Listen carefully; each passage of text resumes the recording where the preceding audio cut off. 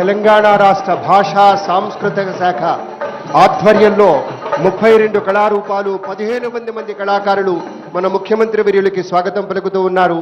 భాషా సాంస్కృతిక శాఖ పక్షాన వీరందరికీ ధన్యవాదాలు. Ladies and gentlemen, the architect of our Bangaru Telangana, our Honorable Chief Minister Sir, Shri Kalvakuntla Chandrasekhar Rao Sir has arrived, and there, a historic moment, we can see his vehicle, and he would be escorted to the main dais for unfurling our Tiranga.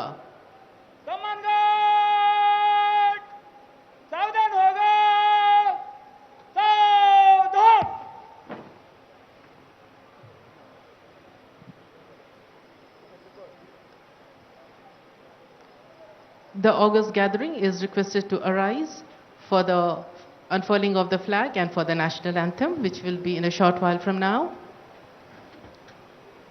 జాతీయ పతాకాన్ని ఆవిష్కరించిన తర్వాత జాతీయ గీతాలాపన ఉంటుంది. ఆ టైంలో అందరూ లేచి నిలబడాలి. యూనిఫామ్ ఆఫీసర్స్ సెల్యూట్లోకి వెళ్తారు. గౌరవ ముఖ్యమంత్రి వర్యులు, మన సాహిత్య చంద్రులు, మన సాంస్కృతిక ప్రదాత ముఖ్యమంత్రి వర్యులు ప్రధాన వేదికకు విచ్చేస్తూ ఉన్నారు. మనపూర్వక స్వాగతం. ఒక దళిత బంధు వంటి అపూర్వ పథకానికి సృష్టికర్తగా ఇవాళ ప్రపంచం యొక్క దృష్టిని ఆకర్షించిన మాన్య మహోదయులు ముఖ్యమంత్రి వర్యులకు ప్రేమపూర్వక ఆదరపూర్వక స్వాగతం పలుకుతూ ఉన్నాం. బంగారు తెలంగాణ కోసం దాన్ని సాకారం చేసుకోవటం పరిశ్రమిస్తున్న ముఖ్యమంత్రి వర్యులు ఒక్కొక్క మెట్టు ఎక్కుతూ ఆ పథకం దిశగా ముందడుగు వేస్తూ ఉన్నారు. స్వాగతం సార్.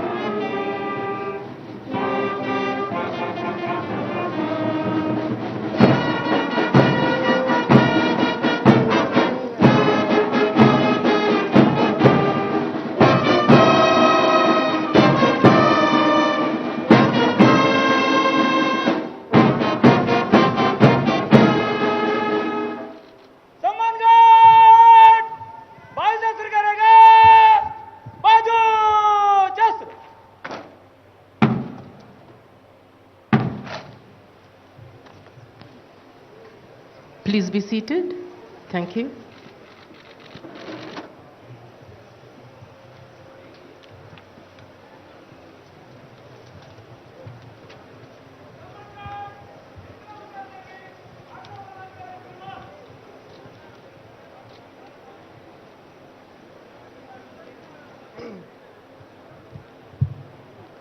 సమాన్ గార్డ్ పరేడ్ కమాండర్గా వ్యవహరిస్తున్న శ్రీ వేణుగోపాల్ రెడ్డి ముఖ్యమంత్రి గారి యొక్క అనుమతి తీసుకుని తిరిగి తమ స్థానానికి చేరుకుంటున్నారు. పరేడ్ నిష్క్రమింపజేసే కోసం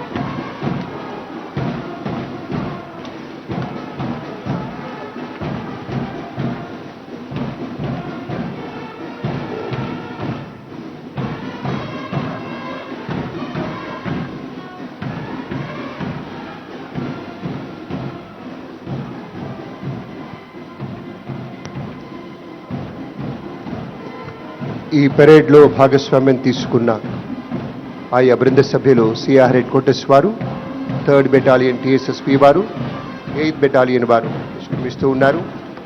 మన భారతీయ త్రివర్ణ పతాకధారులంతా భాషా సాంస్కృతిక శాఖ ఆధ్వర్యంలోని కళాకారుల బృందం ప్రధాన వేదికకు అభిముఖంగా చేరుకున్నారు. త్రివర్ణ పతాకధారుల్లా ఆయా చక్కటి వస్త్రధారణతోటి వారికి స్వాగతం.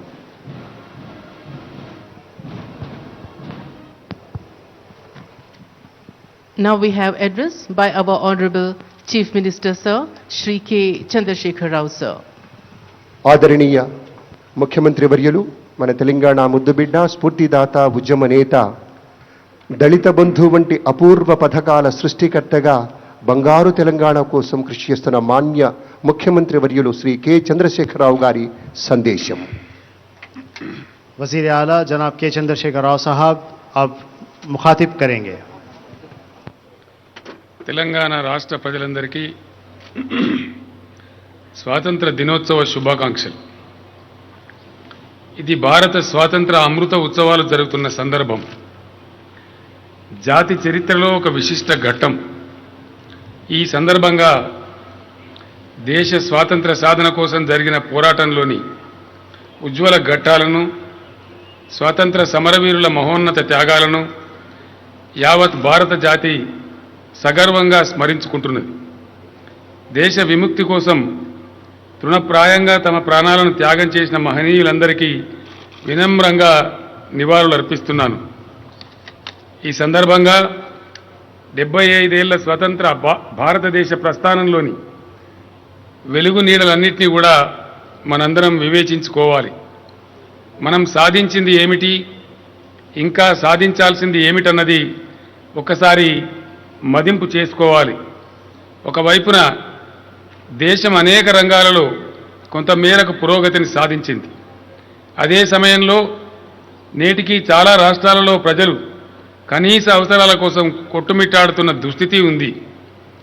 స్వాతంత్రం వచ్చనని సబలే చేసి సంబరపడగానే సరిపోదోయి, సాధించిన దానికే సంతృప్తిని చెంది అజే విజయం అనుకుంటే పొరపాటోయి అని మహాకవి శ్రీశ్రీ రాసిన పాటను ఇప్పటికీ మనం అన్వయించుకోవాల్సిన అవసరం ఉంది. మరింత నిబద్ధత, నిజాయితీ, సామరస్యం, సమభావం నిండిన దృక్పథంతో దేశ భవిష్యత్ నిర్మాణానికి భారత ప్రజలు పునరంకితం కావాలని నేను కోరుతున్నాను. మహాత్మా గాంధీ నాయకత్వంలో అహింసా మార్గంలో సాగిన జాతీయోద్యమమే ఆదర్శంగా తెలంగాణ రాష్ట్ర సాధన కోసం పోరాడి మనం విజయం సాధించాం. స్వరాష్ట్రం సాధించుకున్న నాటి నుండి ప్రజా సమస్యల పరిష్కారమే కేంద్రంగా, రాష్ట్ర సమగ్ర అభివృద్ధే లక్ష్యంగా ప్రణాళికాబద్ధంగా తెలంగాణ ప్రభుత్వం ముందుకు సాగుతున్నది. అన్ని రంగాల అభివృద్ధి, అన్ని వర్గాల సంక్షేమం కోసం ప్రణాళికలు రూపొందించుకొని అమలు చేస్తున్నది. రాష్ట్రాన్ని ప్రగతి పథంలో నడిపించే మార్గంలో ఎన్నో అవరోధాలు, సమస్యలు, సవాళ్లు, మరెన్నో ప్రతికూల పరిస్థితులు ఎదురైనా రాష్ట్ర ప్రజల ఆశీర్వాద బలంతో వాటన్నిటినీ అధిగమించి పురోగమించగలుగుతున్నది. ప్రతి రంగంలో తెలంగాణ రాష్ట్రం ఏర్పడే నాటికి ఉన్న పరిస్థితులకు, నేటి స్థితిగతులకు అసలు పోలికే లేదన్నది జగమెరిగిన సత్యం. అన్ని రంగాలలో గుణాత్మకమైన, గణనీయమైన అభివృద్ధిని ఆవిష్కరించుకోగలిగాం. వాస్తవం కళ్ళ ముందే కనపడుతోంది. ప్రగతి ఫలాలు ప్రజల అనుభవంలో ఉన్నాయి. విద్యుత్ సమస్య, తాగునీటి సమస్య, సాగునీటి సమస్యలను శాశ్వతంగా పరిష్కరించుకోవడమే కాదు, ఈ రంగాలలో నేడు తెలంగాణ రాష్ట్రం దేశానికే ఆదర్శంగా నిలిచింది. దీర్ఘదృష్టితో రూపొందించిన ప్రణాళికతో, పటిష్టమైన ఆర్థిక క్రమశిక్షణతో పరిపాలన సాగించడం వల్ల తెలంగాణ 7 సంవత్సరాల స్వల్ప వ్యవధిలో స్థిరమైన ఆర్థికాభివృద్ధితో సుసంపన్న రాష్ట్రంగా అవతరించింది. 2013-14 తెలంగాణ ఏర్పడిన నాడు రాష్ట్ర స్థూల ఉత్పత్తి 4,51,580 కోట్ల రూపాయలు. ఆర్థిక వ్యవస్థ ఎదుగుదలకు తీవ్ర అవరోధాలను కరోనా సృష్టించినప్పటికీ 2021 ఆర్థిక సంవత్సరంలో మన రాష్ట్ర స్థూల ఉత్పత్తి 9,80,407 కోట్ల రూపాయలుగా నమోదైంది. అదేవిధంగా రాష్ట్రం ఏర్పడిన నాడు 2013-14 ఆర్థిక సంవత్సరంలో మన రాష్ట్ర తలసరి ఆదాయం 1,12,126 రూపాయలు ఉండగా నేడు తెలంగాణ రాష్ట్ర తలసరి ఆదాయం 2,37,632 రూపాయలకు చేరుకుంది. నేడు మన దేశ తలసరి ఆదాయం 1,28,829 రూపాయలుగా నమోదైంది. దేశ తలసరి ఆదాయం కంటే తెలంగాణ రాష్ట్ర తలసరి ఆదాయం రెట్టింపు స్థాయిలో ఉండడం గమనార్హం. తెలంగాణ ప్రభుత్వం వెల్లడించిన గణాంకాల ప్రకారం దేశంలో 10కి మించి పార్లమెంటు స్థానాలున్న పెద్ద రాష్ట్రాలతో పోలిస్తే తలసరి ఆదాయంలో మన రాష్ట్రం దేశంలోనే ప్రథమ స్థానంలో నిలిచిందని చెప్పడానికి నేను గర్విస్తా ఉన్నాను. కరెంటు కష్టాలకు చరమగీతి పాడిన రాష్ట్రంగా తెలంగాణ చరిత్రకెక్కింది. టీఆర్ఎస్ ప్రభుత్వం విద్యుత్ వ్యవస్థను అంతగా బలోపేతం చేసింది. నేడు దేశంలో 24 గంటలు అన్ని రంగాలకు నిరంతరాయంగా మేలైన విద్యుత్ సరఫరా చేస్తున్నటువంటి, రైతులందరికీ ఉచితంగా విద్యుత్తును అందిస్తున్నటువంటి ఏకైక రాష్ట్రం మన తెలంగాణ రాష్ట్రం మాత్రమే. తెలంగాణ ఏర్పడిన నాడు మన రాష్ట్రం కలిగి ఉన్న స్థాపిత విద్యుత్ సామర్థ్యం 7,788 మెగావాట్స్ మాత్రమే. తెలంగాణ ప్రభుత్వం చేసిన అపూర్వ కృషి ఫలితంగా నేడు మన రాష్ట్రం కలిగి ఉన్న స్థాపిత విద్యుత్ సామర్థ్యం 16,425 మెగావాట్లకు పెరిగింది. తెలంగాణ ఏర్పడినప్పుడు ప్రభుత్వ పరిధిలో కేవలం 71 మెగావాట్ల సోలార్ విద్యుత్ మాత్రమే ఉత్పత్తి అయ్యేది. ప్రస్తుతం మన రాష్ట్రం 4,000 మెగావాట్ల సోలార్ విద్యుత్ ఉత్పత్తి సామర్థ్యం కలిగి ఉంది. సోలార్ విద్యుత్ ఉత్పత్తిలో మన తెలంగాణ దేశంలో 2వ స్థానంలో ఉందని సగర్వంగా తెలియజేస్తున్నాను. తెలంగాణ రాష్ట్ర అవతరణ జరిగిన తొలినాళ్లలో రాష్ట్ర తలసరి విద్యుత్ వినియోగం 1,356 యూనిట్లు ఉండేది. విద్యుత్ రంగంలో వచ్చిన అసాధారణ అభివృద్ధి వల్ల రాష్ట్ర తలసరి విద్యుత్ వినియోగం ప్రస్తుతం 2,012 యూనిట్లకు పెరిగింది. జాతీయ తలసరి విద్యుత్ వినియోగంతో పోలిస్తే మన రాష్ట్ర తలసరి విద్యుత్ వినియోగం 73% అధికంగా ఉంది. తలసరి విద్యుత్ వినియోగంలో దేశంలోని పెద్ద రాష్ట్రాల్లో తెలంగాణ మొట్టమొదటి స్థానంలో నిలిచిందని సవినయంగా మనవి చేస్తూ ఉన్నాను. మన నల్లగొండ జిల్లాలో 4,000 మెగావాట్ల ఉత్పత్తి సామర్థ్యంలో నిర్మాణమవుతున్న యాదాద్రి థర్మల్ పవర్ ప్లాంట్ ప్రభుత్వ రంగంలో నిర్మిస్తున్న మొట్టమొదటి అతిపెద్ద ultra mega thermal power plant. ఈ ప్లాంట్ అందుబాటులోకి రాగానే తెలంగాణ మిగులు విద్యుత్ కలిగిన రాష్ట్రంగా అవతరిస్తుందని తెలియజేసేందుకు నాకు చాలా సంతోషంగా ఉంది. మిషన్ భగీరథ పథకంతో ఇంటింటికి నల్లాల ద్వారా స్వచ్ఛమైన తాగునీరు అందిస్తున్న ఒకే ఒక రాష్ట్రం మన తెలంగాణ రాష్ట్రం.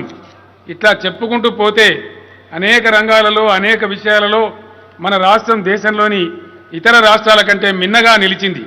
వివిధ రాష్ట్రాల వారు మన విధానాలను అనుసరించి ఆచరించ మన వద్దకు వస్తున్నారు. మన పథకాలను మన కార్యక్రమాలను అధ్యయనం చేస్తున్నారు. అనతి కాలంలోనే నూతన రాష్ట్రం దేశంలోని ఇతర రాష్ట్రాలకు ఆదర్శ రాష్ట్రంగా మారిన అద్భుతాన్ని టీఆర్ఎస్ ప్రభుత్వం ఆవిష్కరించింది. ఉమ్మడి కూలిపోయింది. సాగునీరు అందక, కరెంటు లేక, పంటలు పండక, పెట్టుబడి కోసం చేసిన అప్పులు తీరక, కుటుంబాలను పోషించుకోలేక రైతన్నలు ఆత్మహత్యల పాలయ్యారు. నిత్య విషాద ఘటనలతో తెలంగాణ నాడు తల్లడిల్లిపోయింది. సమైక్య పాలకుల వివక్ష, విద్రోహాల కారణంగా తెలంగాణ తీవ్రమైన జీవన విధ్వంసానికి గురైంది. ఇవాళ దృశ్యం మారిపోయింది. స్వరాష్ట్రంలో తెలంగాణ ప్రభుత్వం చేసిన అద్భుతమైన కృషితో వ్యవసాయ రంగంలో అసాధారణమైన అభివృద్ధి నమోదైంది. ఒకప్పుడు తెలంగాణ కరువు కాటకాలకు చిరునామాగా ఉండేది. ప్రస్తుతం అదే తెలంగాణ 2021 వ్యవసాయ సంవత్సరంలో మొత్తం వ్యవసాయ ఉత్పత్తులు కలిపి 3,40,00,000 టన్నుల దిగుబడిని సాధించిన రాష్ట్రంగా దేశంలో అగ్రభాగాన నిలిచింది. రాష్ట్ర జీడీపీలో 20% ఆదాయం వ్యవసాయ రంగం సమకూరుస్తూ ఉన్నది. దండగా అనుకున్న వ్యవసాయాన్ని ప్రభుత్వం పండగలా మార్చింది అని చెప్పడానికి ఇంతకు మించిన నిదర్శనం ఉండదు. తెలంగాణ వ్యవసాయ సమృద్ధిని సాధించిన సస్యశ్యామల రాష్ట్రంగా రూపుదిద్దుకున్నది. దేశానికే అన్నం పెట్టే అన్నపూర్ణగా ఎదిగింది. ఉమ్మడి రాష్ట్రంలో మన అవసరాల కోసం కానీ పేదలకు రేషన్ బియ్యం పంపిణీ కోసం కానీ ఎక్కడెక్కడ నుంచో ఇతర రాష్ట్రాల నుంచి బియ్యం దిగుమతి అయ్యేవి. అవి తినడానికి కూడా పనికొచ్చేది కాదు. కానీ ఈరోజు తెలంగాణ రైతన్నలు తెలంగాణ రాష్ట్రానికే కాకుండా దేశంలోని ప్రజలందరికీ కడుపు నిండా అన్నం పెడుతున్నారు. తెలంగాణ రైస్ బౌల్ ఆఫ్ ఇండియాగా అవతరించింది. మంత్రం వేస్తేనో మాయ చేస్తేనో ఇటువంటి విప్లవాత్మకమైన మార్పు సంభవించదని నేను వేరే చెప్పవలసిన అవసరం లేదు. అహర్నిశలు చేసిన మేధో మదనం, సమర్థవంతమైన ప్రణాళికల పర్యవసానమే ఈ అపూర్వ అభివృద్ధి అని సవినయంగా మనవి చేస్తూ ఉన్నాను. మిషన్ కాకతీయ ద్వారా చెరువుల పునరుద్ధరణ, త్వరితగతిన సాగునీటి ప్రాజెక్టుల నిర్మాణం, 24 గంటల ఉచిత విద్యుత్తు, వ్యవసాయ శాఖను పటిష్టపరచడం, వ్యవసాయ క్లస్టర్ల ఏర్పాటు, రైతు బంధు, రైతు బీమా పథకాలు, రైతు వేదికలు, పొలాల దగ్గర కల్లాల నిర్మాణం, గిడ్డంగుల సౌకర్యంలో పెరుగుదల, సకాలంలో ఎరువులు, విత్తనాల సరఫరా తదితర చర్యల ద్వారా ప్రభుత్వం వ్యవసాయ రంగంలో నూతన ఉత్తేజాన్ని నెలకొల్పింది. ప్రభుత్వం తమకు అండగా ఉన్నదన్న ధైర్యాన్ని, భరోసాను రైతులకు అందించింది. రాష్ట్రంలో వ్యవసాయ ఉత్పత్తి గణనీయంగా పెరగడానికి కావలసిన బలమైన పునాదుల్ని టీఆర్ఎస్ ప్రభుత్వం నిర్మించింది. ధాన్యం దిగుబడి కొనుగోళ్లలో తెలంగాణ రాష్ట్రం ఎరగని ప్రగతిని సాధించింది.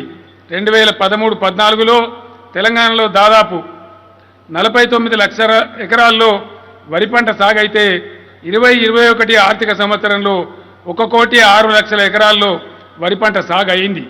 60.54 లక్షల ఎకరాల విస్తీర్ణంలో పత్తి పంట సాగైంది. 31,60,000 బేళ్ల పత్తి ఉత్పత్తి అయింది. పత్తి సాగులో తెలంగాణ దేశంలో మహారాష్ట్ర తర్వాత 2వ స్థానంలో నిలిచింది. దేశంలో తెలంగాణ పత్తికి చాలా నాణ్యమైనదనే పేరు ఉన్నది కనుక మార్కెట్లో ఎంతో డిమాండ్ ఉన్నదని తెలియజేస్తున్నాను. గత ఏడాది ధాన్యం కొనుగోళ్లలో దేశంలో 2వ స్థానంలో ఉన్న తెలంగాణ నేడు నంబర్ 1 దిశగా అడుగులు వేస్తోంది. గత ఏడాది యాసంగిలో భారత ఆహార సంస్థ దేశవ్యాప్తంగా సేకరించిన ధాన్యంలో 56% మన రాష్ట్రమే అందించగలిగింది. రాష్ట్ర ప్రభుత్వం ఊరూరా కొనుగోలు కేంద్రాలు ఏర్పాటు చేసి గిట్టుబాటు ధరకు రైతుల నుంచి చివరి గింజ వరకు గ్రహించి పరిష్కార చర్యలు చేపట్టింది. తరతరాల బడి అనేక భూ వివాదాలకు దారితీస్తున్న పరిస్థితులను మార్చడానికి నూతన భూ పరిపాలనా విధానాన్ని ప్రవేశపెట్టింది. ప్రగతి నిరోధకంగా మారిన విఆర్ఓ వ్యవస్థను తొలగించింది. 3 ఏళ్లు కష్టపడి ధరణి పోర్టల్ను ఆవిష్కరించి భూ రికార్డుల నిర్వహణలో పారదర్శకతను తెచ్చింది. దీనివల్ల రాష్ట్రంలోని ప్రతి అంగుళం భూమి ప్రభుత్వ రికార్డుల్లో నమోదవుతుంది. అన్నదాతలు ఇకపై నిశ్చింతగా ఉండొచ్చు. ధరణిలో నమోదైన భూ హక్కులు తొలగించే అధికారం ఎవ్వరికీ కూడా లేదు. తెలంగాణ రాష్ట్రం సంక్షేమంలో స్వర్ణయుగాన్ని సృష్టిస్తున్నది. రాష్ట్రంలో ఈరోజు ప్రభుత్వ పథకం చేరని ఇల్లు లేదంటే అది అతిశయోక్తి కాదు. గత ప్రభుత్వాలు ఆసరా పెన్షన్లు కేవలం 200 రూపాయలు ఇచ్చి చేతులు దులుపుకుంటే తెలంగాణ ప్రభుత్వం 2016 రూపాయలు ఇచ్చి నిజమైన చేయూతనిస్తున్నది. సంక్షేమ ఫలాలు మరింత విస్తృత సంఖ్యలో ప్రజలకు అందించడం కోసం వృద్ధాప్య పెన్షన్ పొందడానికి అర్హత వయస్సును 65 నుంచి 57 ఏళ్లకు తగ్గించడం జరిగింది. దీనివల్ల మరింత మంది నిస్సహాయులకు ఆసరా అందుతుంది. గతంలో వృద్ధులు, వితంతువులు, వికలాంగులకు మాత్రమే పరిమితమైన ఆసరా పెన్షన్ పథకాన్ని బీడీ కార్మికులకు, ఒంటరి మహిళలకు, చేనేత కార్మికులకు, ఎయిడ్స్ రోగులకు, బోధకాలు బాధితులకు కూడా తెలంగాణ ప్రభుత్వం వర్తింపజేస్తున్నది. పేదింటి ఆడబిడ్డల పెళ్లి వారి తల్లిదండ్రులకు భారం కాకూడదని భావించి కళ్యాణ లక్ష్మి, షాదీ ముబారక్ పథకాన్ని ప్రవేశపెట్టింది. 51,000 రూపాయలతో ప్రారంభమైన ఈ పథకం కింద ఇప్పుడు 1,116 అందుతున్నాయి. ఇవన్నీ ఎన్నికల్లో వాగ్దానం చేసినవి కావు. పేదల కష్ట నష్టాలను తెలిసిన ప్రభుత్వంగా మానవతా భావంతో అమలు చేస్తున్న పథకాలు ఇవి. తెలంగాణ ప్రభుత్వం చేనేత కార్మికులను ఆదుకోవడానికి అనేక పథకాలకు రూపకల్పన చేసింది. చేనేత కార్మికులకు కూడా ఆసరా పింఛన్లు అందిస్తున్నది. ఇప్పటికే దేశంలోని ఏ రాష్ట్రంలో లేని విధంగా చేనేతలకు 50% సబ్సిడీ మీద నూలు, రసాయనాలు, రంగులు అందజేస్తున్నది. చేనేత కార్మికుల కుటుంబాలను మరింతగా ఆదుకోవడానికి రాష్ట్రంలో రైతన్నులకు అమలు చేస్తున్న రైతు బీమా తరహాలో త్వరలోనే చేనేత బీమా పథకం అమలు చేయడం జరుగుతుందని తెలియజేయడానికి నేను సంతోషిస్తా ఉన్నాను. దురదృష్టవశాత్తు ఏ నేత కార్మికుడైనా మరణిస్తే ఈ పథకం కింద అతని కుటుంబ ఖాతాలో 5 లక్షల రూపాయల బీమా సొమ్ము జమ అవుతుంది. చేనేత రంగాన్ని ఆదుకోవడానికి టీఆర్ఎస్ ప్రభుత్వం ప్రత్యేక కార్పస్ ఫండ్ కూడా ఏర్పాటు చేయనున్నది. ఎండకు ఎండి వానకు తడిసే నిరుపేదల సొంత ఇంటి కలను తీర్చడం మాత్రమే కాదు, పేదలకు గౌరవప్రదమైన నివాసాలను కల్పించాలని డబుల్ బెడ్రూమ్ ఇండ్లను ప్రభుత్వం నిర్మించి ఇస్తున్నది. ధనవంతులు నివసించే గేటెడ్ కమ్యూనిటీలకు సరిసాటిగా నిర్మించబడిన గృహ సముదాయాలలో పేదలు నివసిస్తున్న అపూర్వ దృశ్యాన్ని రాష్ట్రంలో పలు చోట్ల తెలంగాణ ప్రభుత్వం ఆవిష్కరించగలిగింది. ఇది నిరంతర ప్రక్రియ. చివరి లబ్ధిదారునికి అందే వరకు ఈ పథకం అమలవుతుందని తెలియజేస్తున్నాను. రాష్ట్రంలో కొత్త రేషన్ కార్డుల మంజూరు ప్రక్రియ కొనసాగుతున్నది. 3 లక్షల పైచిలకు రేషన్ కార్డులను ప్రభుత్వం మంజూరు చేయడం జరిగింది. 19 డిసెంబర్ నుంచి కరోనా కల్పిస్తున్న కష్టనష్టాలు అన్నీ ఇన్ని కావు. వాటిని అధిగమిస్తూ ప్రజల ఆరోగ్యాన్ని రక్షిస్తూ ప్రాణాలను కాపాడడానికి ప్రభుత్వం అన్ని విధాలా కృషి చేసింది. వ్యాధి భయంతోనే చాలామంది మరణిస్తున్నారని తెలిసి నేనే స్వయంగా హైదరాబాద్, వరంగల్ ఆసుపత్రులను సందర్శించి అక్కడ చికిత్స పొందుతున్న కరోనా రోగులను పలకరించి వారిలో ధైర్యం నింపే ప్రయత్నం చేశాను. వైద్య సిబ్బందిని అప్రమత్తం చేశాను. ప్రస్తుతం మన రాష్ట్రంలో కోవిడ్ వైద్య కేంద్రాలలో 27,996 బెడ్లు అందుబాటులో ఉండగా అందులో 17,144 బెడ్లను ఆక్సిజన్ బెడ్లుగా ప్రభుత్వం అభివృద్ధి చేసింది. త్వరలోనే అన్ని బెడ్లను ఆక్సిజన్ బెడ్లుగా మార్చబోతున్నది. కరోనా వ్యాధిగ్రస్తులకు వైద్య సేవలు అందించడంలో మన డాక్టర్లు, వైద్య శాఖ సిబ్బంది చేసిన కృషి అభినందనీయం. రాష్ట్రంలోని ప్రతి నిరుపేదకు మెరుగైన వైద్య సేవలు అందుబాటులోకి తెచ్చేందుకు తెలంగాణ ప్రభుత్వం అనేక కార్యక్రమాలు చేపట్టింది. ఆసుపత్రులలో వసతి సౌకర్యాలు మెరుగుపరిచింది. డయాలసిస్ వంటి వైద్య సేవలు, అవసరమైన మందులు, పరికరాలు సమకూర్చింది. ఇప్పుడు అధునాతన వసతులతో కొత్త ఆసుపత్రుల నిర్మాణం, పడకల పెంపునకు శ్రీకారం చుట్టింది. అన్ని జిల్లా కేంద్రాలలో డయాగ్నాస్టిక్ కేంద్రాలు ఏర్పాటు చేస్తున్నది. ఇప్పటికే కొన్ని జిల్లాలలో ఈ కేంద్రాలు పనిచేయడం ప్రారంభించాయి. ఈ కేంద్రాలలో 50కి పైగా పరీక్షలను ఉచితంగా నిర్వహిస్తారు. బస్తీలలో నివసించే పేద ప్రజల ముంగిటికి వైద్యాన్ని తీసుకురావాలనే సదుద్దేశంతో తెలంగాణ ప్రభుత్వం నగరంలో 224 బస్తీ దవాఖానాలను ఏర్పాటు చేసింది. పేదలు నివసించే బస్తీలలో ఉండే ఈ వైద్యశాలల్లో వైద్యంతో పాటు ఉచితంగా ఆరోగ్య పరీక్షలను కూడా నిర్వహిస్తోంది. అవసరమైన మందులు కూడా అందిస్తున్నది. తమ నివాసాల దగ్గరే దవాఖానాలు ఏర్పాటు కావడంతో నగరంలోని పేద ప్రజలు చీటికి మాటికి కార్పొరేట్ హాస్పిటల్ను ఆశ్రయించి ఆర్థిక ఇబ్బందులకు గురయ్యే దుస్థితి తొలగిపోయింది. బస్తీ దవాఖానాలు తమకొక వరంగా మారినాయని పేద ప్రజలు సంతోషం వ్యక్తం చేస్తున్నారు. బస్తీ దవాఖానాలు ఇచ్చిన స్ఫూర్తితో టీఆర్ఎస్ ప్రభుత్వం గ్రామీణ ప్రాంతాలలో పల్లె దవాఖానాలు ఏర్పాటు చేస్తున్నది. దేశంలోనే మొట్టమొదటిసారిగా ఈ ప్రయత్నానికి తెలంగాణ ప్రభుత్వం శ్రీకారం చుట్టింది.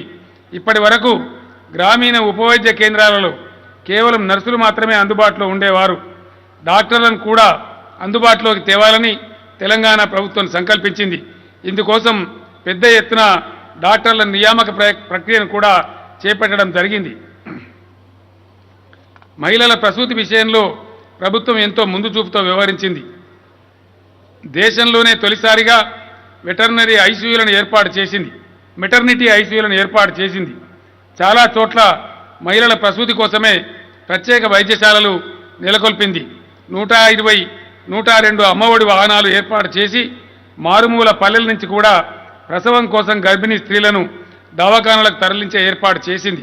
కేసీఆర్ కిట్స్ ప్రారంభించి ప్రభుత్వ ఆసుపత్రుల్లో ప్రసవిస్తే 12,000 రూపాయలు, ఆడపిల్ల పుడితే 13,000 రూపాయలు ఆర్థిక సాయం అందిస్తున్నది. 2,000 రూపాయల విలువైన వస్తువులతో హెల్త్ కిట్ను కూడా పంపిణీ చేస్తున్నది. ఈ చర్యలతో ప్రభుత్వ ఆసుపత్రులలో ప్రసవాల సంఖ్య గణనీయంగా పెరిగింది.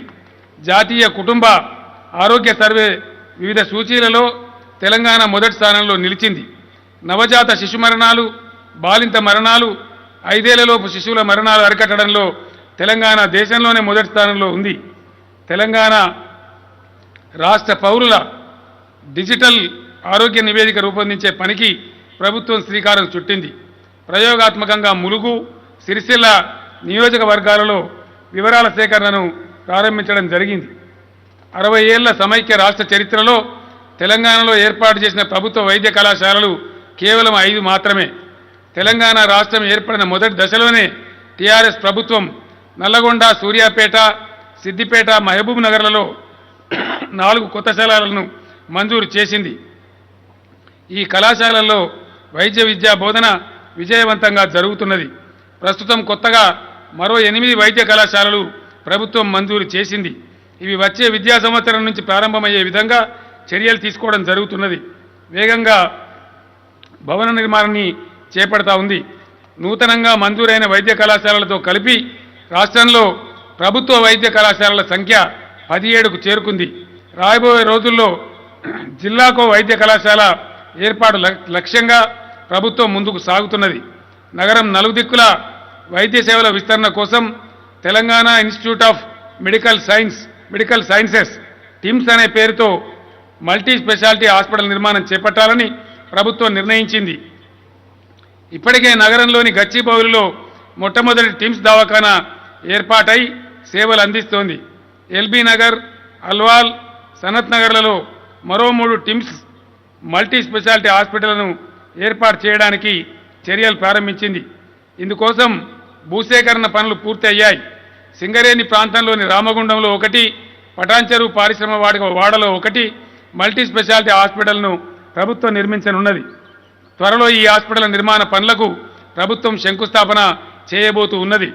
వరంగల్ నగరంలో అధునాతనమైన వసతులతో సూపర్ స్పెషాలిటీ హాస్పిటల్ నిర్మాణానికి ఇప్పటికే చర్యలు ప్రారంభించడం జరిగింది. ఇటీవల నా చేతుల మీదుగానే దీనికి శంకుస్థాపన కూడా జరిగింది.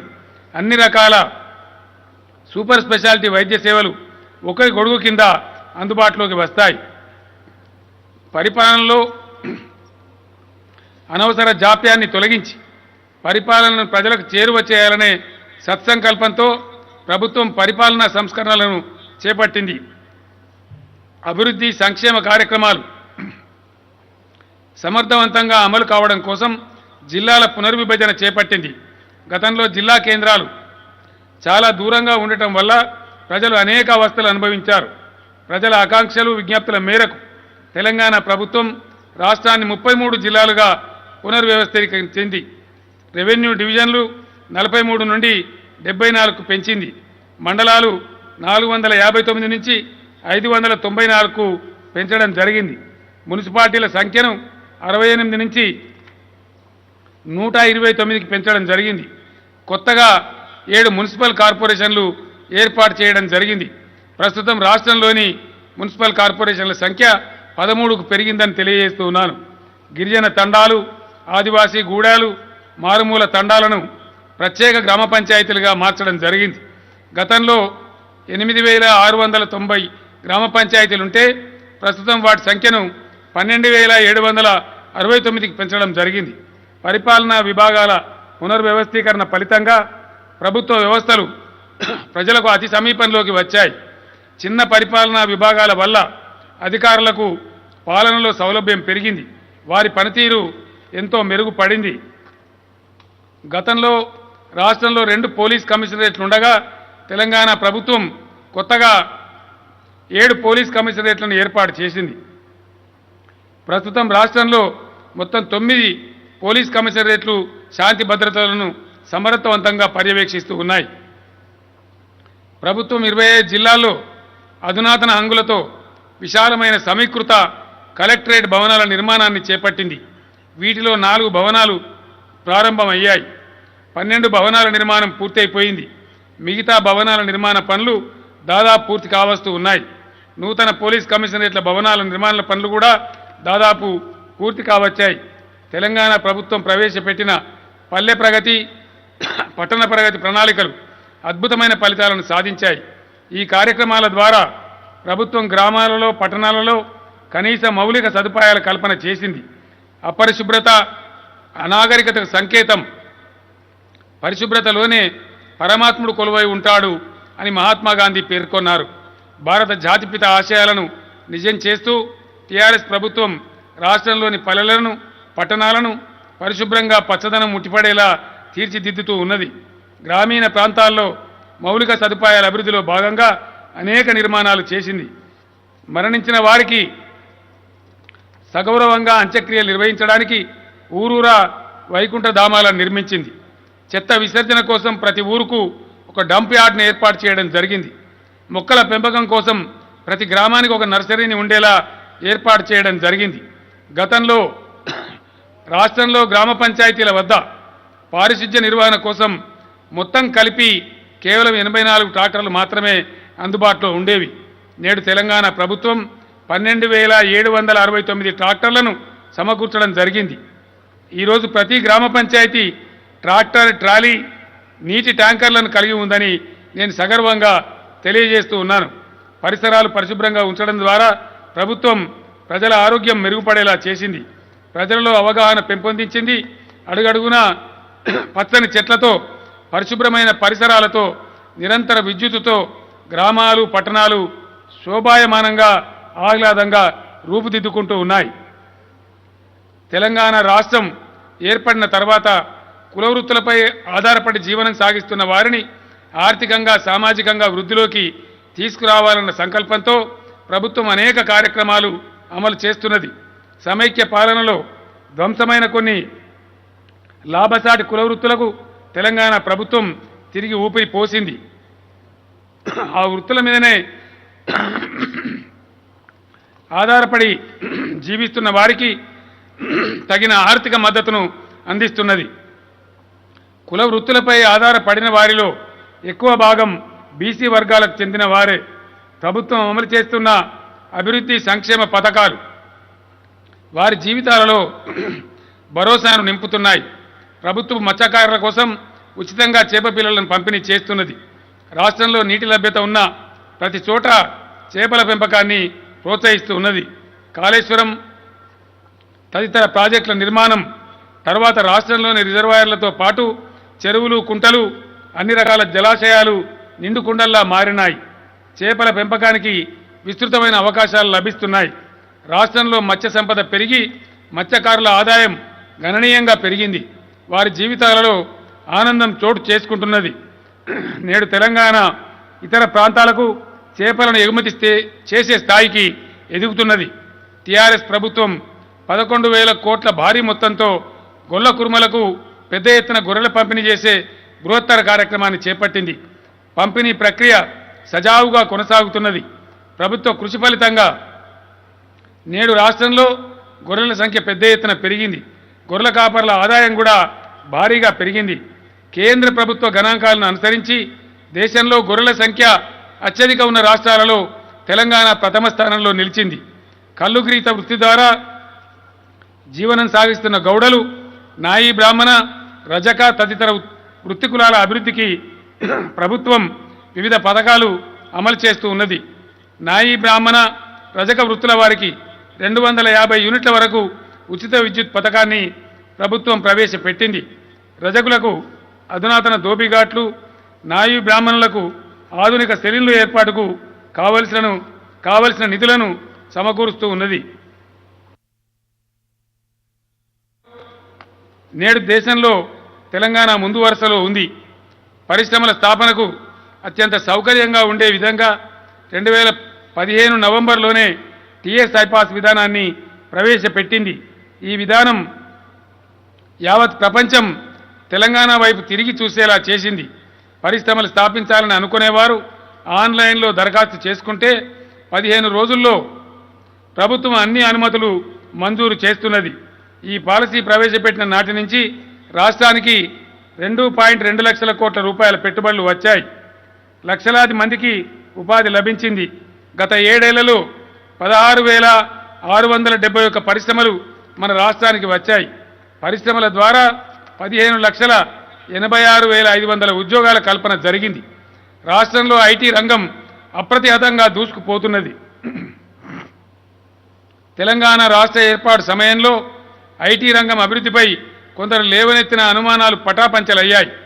ఆర్థిక వ్యవస్థపై కరోనా తీవ్ర ప్రతికూల ప్రభావం చూపినా తట్టుకొని మన రాష్ట్రంలో ఐటీ రంగం పురోగమించింది. రాష్ట్రం ఏర్పడిన తర్వాత ప్రపంచ ఐటీ దిగ్గజాలుగా పేరు పొందిన 20 పైబడిన ప్రతిష్టాత్మక సంస్థలు హైదరాబాద్కు తరలి రావడం జరిగింది. 2013-14లో మన రాష్ట్రం నుంచి ఐటీ ఎగుమతుల విలువ 57,258 కోట్ల రూపాయలు కాగా 2021 సంవత్సరానికి 1,45,522 కోట్లకు చేరుకున్నది. భారతదేశపు ఐటీ రంగం స్థూల అభివృద్ధి రేటు కంటే తెలంగాణ వృద్ధి రేటు ప్రతి ఏడాది పెరుగుతూనే ఉన్నది. ఉద్యోగాల కల్పనలో కూడా ఐటీ రంగం విశేష ప్రగతి సాధించింది. 2013-14 నాటి ఉద్యోగుల సంఖ్యతో పోల్చి చూస్తే నేడు సుమారు రెట్టింపు మందికి ఐటీ ఆధారిత పరిశ్రమలు ఉద్యోగాలు కల్పిస్తున్నాయి. సమైక్య రాష్ట్రంలో ఉన్నప్పుడు భారత ఐటీ పరిశ్రమలో కొత్తగా వచ్చిన ప్రతి 10 ఉద్యోగాలలో ఆంధ్రప్రదేశ్ ఐటీ రంగం సగటున 1 ఉద్యోగం మాత్రమే కల్పించగలిగేది. తెలంగాణ ప్రభుత్వ కృషి కారణంగా గత ఏడాది భారత ఐటీ పరిశ్రమలో కొత్తగా వచ్చిన ప్రతి 10 ఉద్యోగాలలో 3 ఉద్యోగాలు తెలంగాణ ఐటీ రంగం కల్పించినవి కావడం విశేషం. తెలంగాణ ప్రభుత్వం వివిధ శాఖలలో ఉన్న ఖాళీలను భర్తీ చేయడం కోసం సన్నాహాలు ప్రారంభించింది. కేంద్ర ప్రభుత్వంతో నెలల పాటు చర్చించి తీవ్ర ప్రయత్నాలు చేసిన ఫలితంగా స్థానికులకు 95% ఉద్యోగాలు దక్కే విధంగా రాష్ట్రపతి ఉత్తర్వుల్లో సవరణలు తీసుకొని రావడం జరిగింది. నూతన జోనల్ వ్యవస్థను అమలులోకి తెచ్చింది. నూతన జోనల్ విధానం ప్రకారంగా నూతనంగా ఏర్పాటు చేసిన జిల్లాలకు పోస్టులు మరియు ఉద్యోగుల విభజన ప్రక్రియ పురోగతిలో ఉంది. ఈ ప్రక్రియ పూర్తయిన తదనంతరం ఖాళీల భర్తీ ప్రక్రియను ప్రభుత్వం ప్రారంభిస్తుందని తెలియజేస్తూ ఉన్నాను.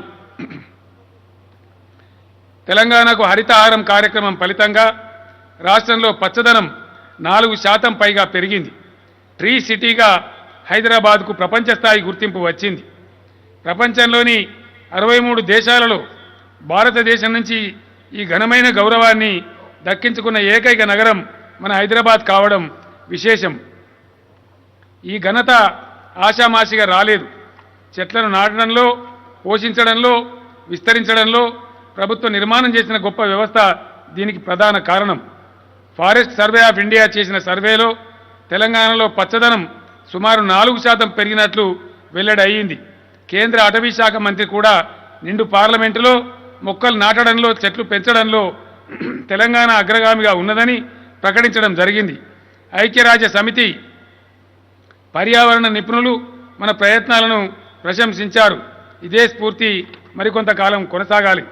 హరిత లక్ష్యం సిద్ధించే వరకు అందరూ పట్టుబట్టి మొక్కలు నాటాలని, శ్రద్ధగా పెంచాలని ఈ సందర్భంగా వినయపూర్వకంగా మనవి చేస్తూ ఉన్నాను.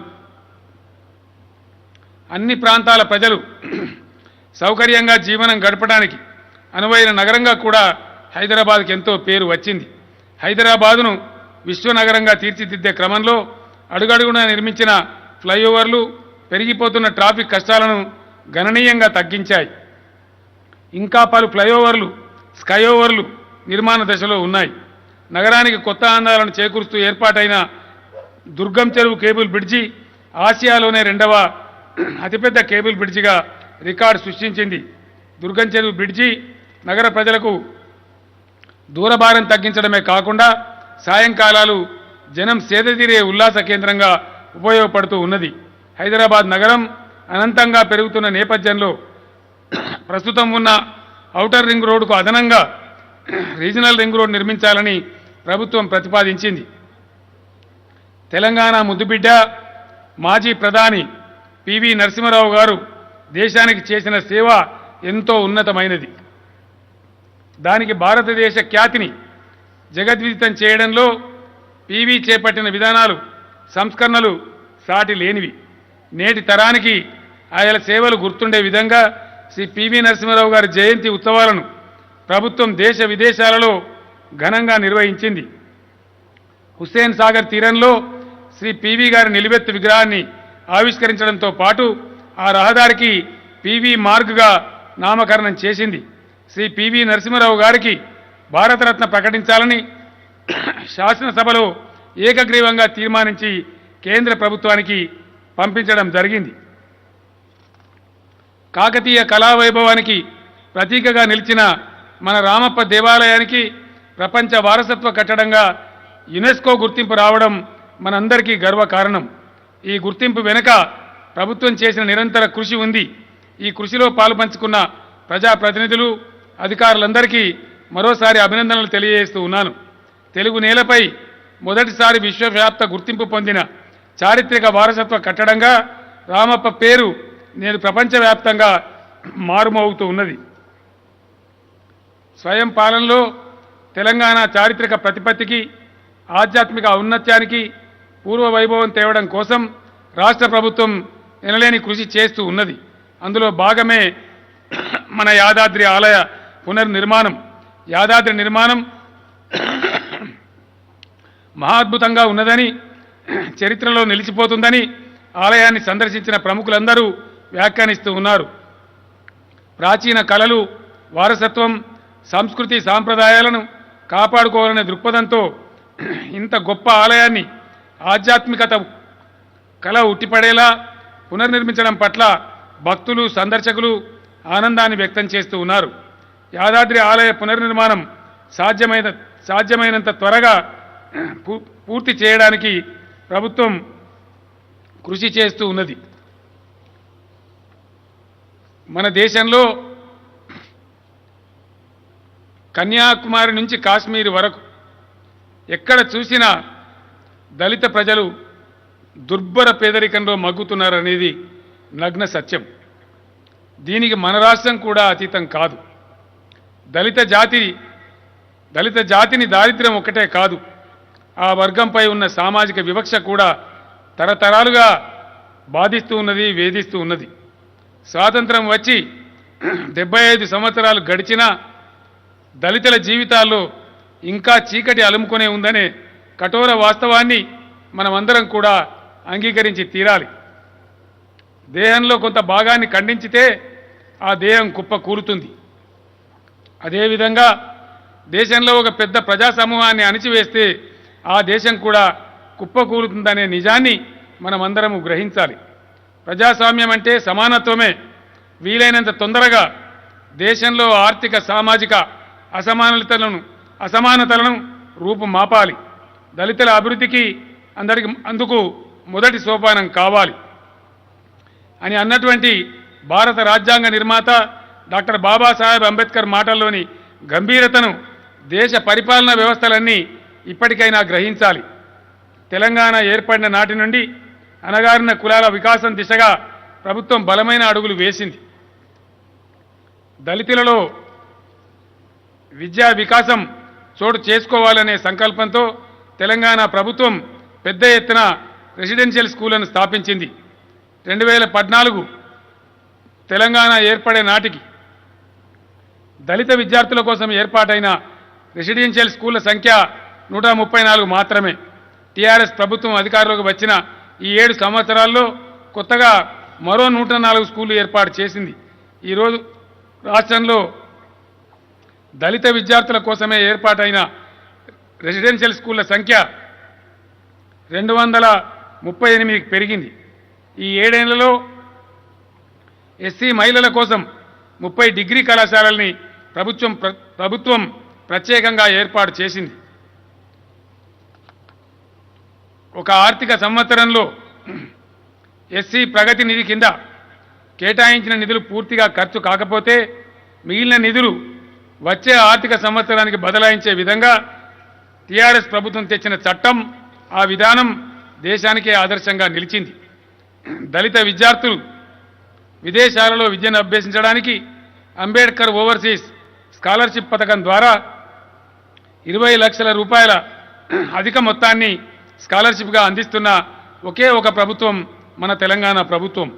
దళిత జాతిని ప్రత్యేక శ్రద్ధతో ఆదుకోవడం నాగరిక సమాజం యొక్క ప్రధాన బాధ్యత. అది ప్రజాస్వామిక ప్రభుత్వాల ప్రాథమిక విధి.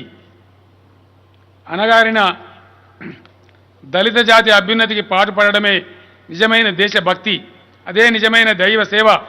మానవ సేవయే మాధవ సేవ అని మహాత్ముడు ఏనాడో పేర్కొన్నాడు. ఈ దిశగా జరిగే ప్రయత్నాలకు సమాజం మొత్తం అండగా నిలవాలి. ఈర్ష్య అసూయలకు తావివ్వకుండా ఒక్క తాటి మీద నిలబడాలి. దళిత సమాజానికి ఒక నమ్మకాన్ని కలిగించాలి. కులం పేరిట నిర్మించిన ఇనుప గోడలను ఇరుకు మనస్తత్వాలను బద్దలు కొట్టాలి. దళిత జాతి సమగ్ర వికాసం కోసం ఇప్పటి వరకు జరిగింది ఒక ఎత్తు అయితే ఇప్పుడు జరగబోయేది ఇంకో ఎత్తు అనే విధంగా తెలంగాణ ప్రభుత్వం దళిత బంధు ఉద్యమానికి నాంది పలుకుతున్నది.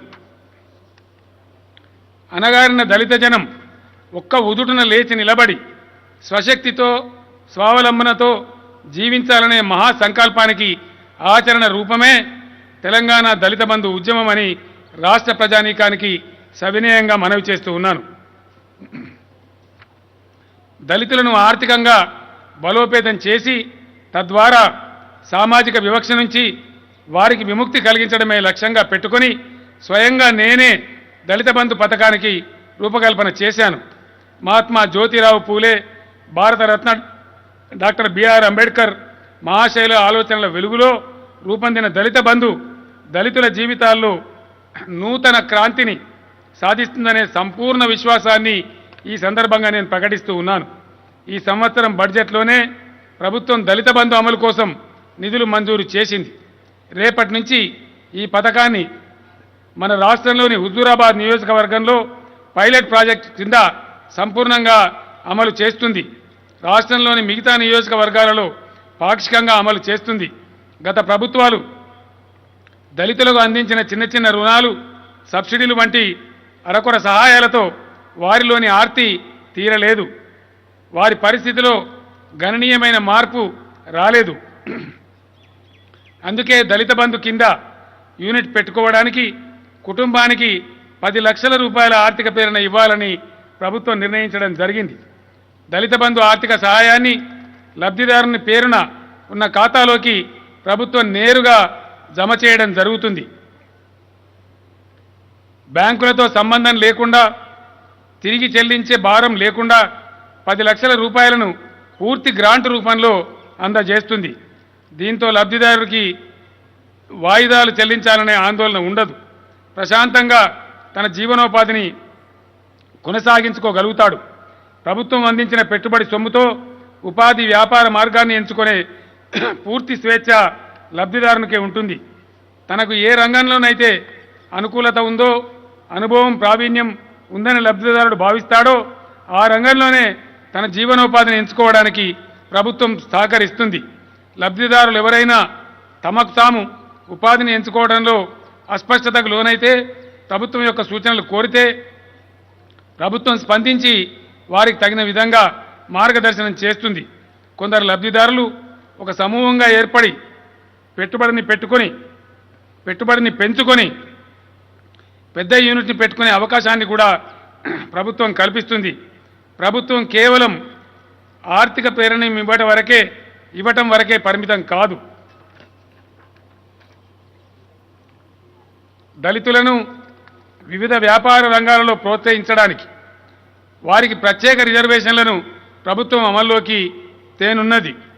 ప్రభుత్వం ద్వారా లైసెన్స్ పొంది ఏర్పాటు చేసుకునే ఫర్టిలైజర్ షాపులు, మెడికల్ షాపులు, హాస్పిటళ్లకు, హాస్టళ్లకు సరుకులు సరఫరా చేసే కాంట్రాక్టులు, ఇంకా ప్రభుత్వం ద్వారా లభించే ఇతర కాంట్రాక్టులు, వైన్ బార్ షాపుల ఏర్పాటుకు లైసెన్స్ ఇచ్చే దగ్గర ప్రభుత్వం దళితులకు ప్రత్యేక రిజర్వేషన్లను అమల్లోకి తేవడం జరుగుతుంది. దళిత బంధు ద్వారా లబ్ధి పొందిన కుటుంబం కాలక్రమంలో ఏదైనా ఆపదకు గురైతే ఆ కుటుంబం పరిస్థితి మళ్ళా తలకిందులైపోయే ప్రమాదం ఉంటుంది. అందుకని ఆపద సమయంలో దళిత బంధు పథకం ఆ దళిత కుటుంబాన్ని ఒక రక్షక కవచంగా కాపాడాలని ప్రభుత్వం యోచించింది. ఇందుకోసం దేశంలోనే ప్రప్రథమంగా దళిత రక్షణ నిధిని ఏర్పాటు చేసింది. ప్రతి లబ్ధిదారుడికి ప్రభుత్వం ఇచ్చే 10 లక్షల రూపాయలలో 10,000 రూపాయలు లబ్ధిదారుని వాటా కింద జమ చేసి దానికి మరో 10,000 రూపాయలు ప్రభుత్వం కలిపి దళిత రక్షణ నిధిని నిల్వ చేస్తుంది. ఎవరికి ఏ ఆపద వచ్చినా దళిత రక్షణ నిధి నుండి వారికి ఆర్థిక మద్దతు ఇచ్చే విధంగా ప్రభుత్వం ఏర్పాటు చేస్తుంది. గ్రామ, మండల, నియోజకవర్గ, జిల్లా, రాష్ట్ర స్థాయిల్లో దళిత బంధు సమితులను ప్రభుత్వం ఏర్పాటు చేస్తుంది. ఈ సమితుల నేతృత్వంలో ఈ నిధిని నిర్వహించడం జరుగుతుంది. దళిత బంధు అమలు, దళిత రక్షక నిధి పర్యవేక్షణలో జిల్లా కలెక్టర్లు కీలకమైన భూమిక పోషిస్తారు. గతంలో ప్రభుత్వాలు దళితులకు ఏదైనా సహాయం అందించిన తర్వాత దాని ఫలితానికి సంబంధించిన పర్యవేక్షణ సరిగ్గా ఉండేది కాదు.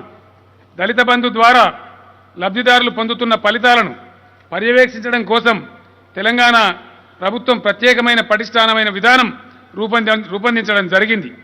దళిత బంధు ద్వారా లబ్ధి పొందిన లబ్ధిదారులకు ప్రభుత్వం ఒక గుర్తింపు కార్డు ఇస్తుంది. అందులో ప్రత్యేక చిప్ను అమర్చి ఆ చిప్ సహాయంతో ఫలితాలను నిరంతరం పర్యవేక్షిస్తుంది. దళిత బంధు పథకం లబ్ధిదారులకు ప్రభుత్వం అందించే ఇతర పథకాలు అన్నీ ఎప్పట్లాగానే అందుతాయి. రేషన్ కార్డు ద్వారా ఇచ్చే బియ్యం కానీ, పెన్షన్లు కానీ, ఇతర సౌకర్యాలు కానీ అన్నీ దళిత బంధు లబ్ధిదారులకు ప్రభుత్వం యథాతథంగా కొనసాగిస్తుంది. రాబోయే రోజుల్లో దళిత బంధు పథకం దేశానికి దారి చూపుతుందని, తద్వారా దేశంలోని దళితుల జీవనగతిని మార్చివేసే ఉజ్వలమైన పథకంగా చరిత్రకెక్కుతుందనే సంపూర్ణమైన విశ్వాసాన్ని ఈ సందర్భంగా నేను ప్రకటిస్తూ ఉన్నాను. ఇంతకాలం వివక్షకు గురైన దళితులు ఇక ముందు వ్యాపారవేత్తలుగా, పారిశ్రామికవేత్తలుగా ఎదిగి సమాజంలో ఆత్మగౌరవంతో జీవించాలనే దళిత బంధు లక్ష్యాన్ని ప్రభుత్వం 100కి 100 పాళ్ళు నెరవేరుస్తుందని హామీ ఇస్తూ ఉన్నాను. అవకాశాలు కల్పిస్తే దళితులు సమాజంలో ఎవరికి తీసిపోరని, తమ శక్తి సామర్థ్యాలను నిరూపించుకుంటారని ప్రపంచానికి తెలియజేస్తుంది. తెలంగాణ దళిత బంధు ఒక పథకంగా మాత్రమే కాకుండా ఒక ఉద్యమంగా ముందుకు తీసుకుపోవాలని ప్రభుత్వం దృఢ సంకల్పంతో ముందడుగు వేస్తున్నది. ప్రభుత్వం ప్రదర్శిస్తున్న నిబద్ధతను చూసి ఎంతోమంది దళిత మేధావులు, దళిత సంఘాల నాయకులు ప్రభుత్వాన్ని అభినందిస్తూ ఉన్నారు. రాష్ట్రంలోని దళిత కుటుంబాల్లో తెలంగాణ దళిత బంధును గురించి చక్కటి చర్చ జరుగుతున్నందుకు ప్రభుత్వం సంతోషంగా ఉంది. రాజ్యాంగం ప్రవచించిన సమానత్వ విలువల సాధనలో తెలంగాణ దళిత బంధు ద్వారా టీఆర్ఎస్ ప్రభుత్వం నూతన ప్రమాణాలను నెలకొల్పుతూ ఉన్నది. రాష్ట్రంలో ప్రతి వర్గానికి న్యాయం చేయాలనే విశాల దృక్పథంతో ప్రణాళికాబద్ధంగా తెలంగాణ ప్రభుత్వం ముందుకు సాగుతూ ఉన్నది. ప్రస్తుతం రాష్ట్రంలో కరోనా అదుపులోకి వచ్చింది. అయినా 3వ దశ గురించి వైద్య నిపుణులు హెచ్చరిస్తున్న నేపథ్యంలో పరిస్థితిని ఎదుర్కోవడానికి ప్రభుత్వం పూర్తి సంసిద్ధంగా ఉంది. అదే సందర్భంలో రాష్ట్ర ప్రజలంతా మరింత జాగ్రత్తగా ఉండాలని, కోవిడ్ నిబంధనలను ఖచ్చితంగా పాటించాలని, ప్రభుత్వం తీసుకునే ముందు జాగ్రత్త చర్యలకు తోడు ప్రజలు కూడా అప్రమత్తంగా ఉండాలని నేను వినయపూర్వకంగా విజ్ఞప్తి చేస్తూ ఉన్నాను. ప్రభుత్వం అమలు చేస్తున్న విధి విధానాల పట్ల రాష్ట్ర ప్రజలు సంతృప్తిని వ్యక్తం చేస్తూ ఉన్నారు. తెలంగాణ రాష్ట్రం భవిష్యత్తులో కూడా ఇంకా ఎన్నో అద్భుతాలను సృష్టిస్తుంది, అనేక ఉన్నత శిఖరాలను అధిరోహిస్తుంది. ఆశించిన గమ్యం, లక్ష్యం చేరుకోవాలంటే వాక్శుద్ధి, చిత్తశుద్ధి, లక్ష్యశుద్ధి ఉండాలి. ఈ మూడింటి మేళవింపుతో తెలంగాణ ప్రభుత్వం ప్రజాభ్యుదయ పథంలో మునుముందుకు సాగుతుందని రాష్ట్ర ప్రజలకు హామీ ఇస్తూ యావత్ రాష్ట్ర ప్రజానీకానికి మరోసారి భారత స్వాతంత్ర అమృత మహోత్సవ శుభాకాంక్షలు తెలియజేస్తూ ఉన్నాను. సర్వే జన సుఖినో భవంతు. జై హింద్, జై తెలంగాణ. ఆదరణీయ ముఖ్యమంత్రి వర్యులు శ్రీ కె చంద్రశేఖరరావు గారికి వినమ్రపూర్వకంగా ధన్యవాదాలు.